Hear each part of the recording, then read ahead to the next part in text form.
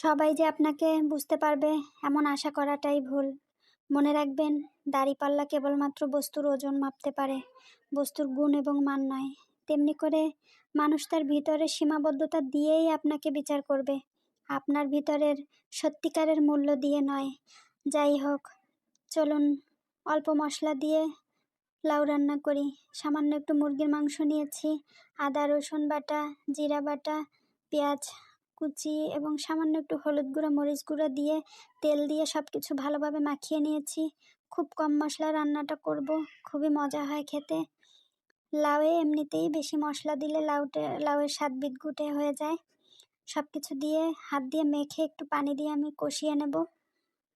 আমি অল্প কয়েক পিস মুরগির মাংস নিয়েছি, এবার সব কিছু ভালোভাবে কষিয়ে নিচ্ছি। এভাবে লাউ রান্না করে দিলে বাচ্চারাও খুব মজা করে খেয়ে নেয়। বাচ্চারা এমনিতেই সচরাচর সবজি খেতে চায় না। মুরগির মাংসটা ভালোভাবে কষিয়ে নেব। দেশি মুরগি তো, তাই সেদ্ধ হতে একটু সময় লাগবে।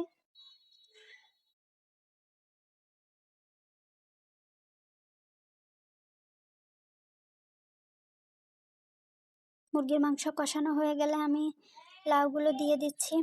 লাউগুলো আগে থেকে কেটে ধুয়ে পরিষ্কার করে নিয়েছি। লাউগুলো একটু মোটা করে কাটতে হবে। এভাবে লাউ দিয়ে মুরগির মাংস খুবই মজা লাগে আমার কাছে।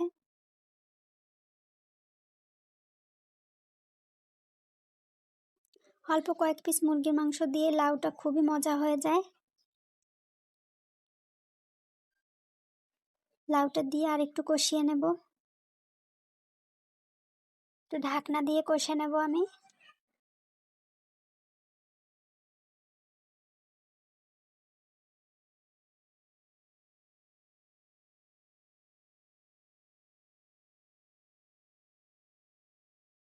ভালোভাবে কষে নিয়েছি, এবার ঝোলের জন্য পানি দিয়ে দেব।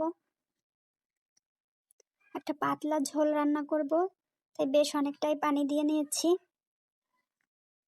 একটা ঢাকনা দিয়ে রান্না করে নেব।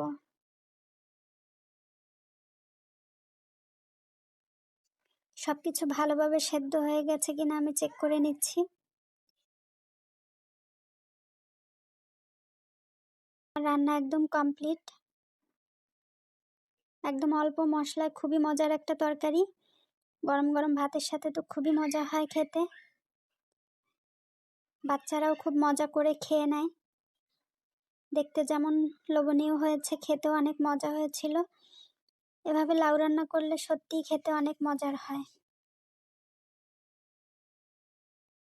আজকের মতো এ পর্যন্ত। আল্লাহ হাফেজ।